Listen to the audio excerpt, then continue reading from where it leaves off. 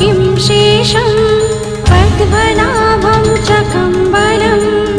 शङ्खपालं धृतराष्ट्रं च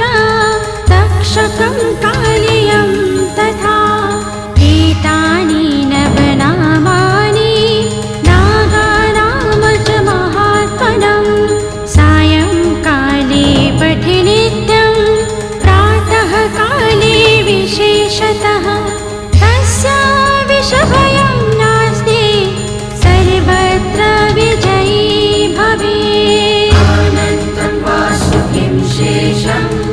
पद्मनाभं च कम्बलं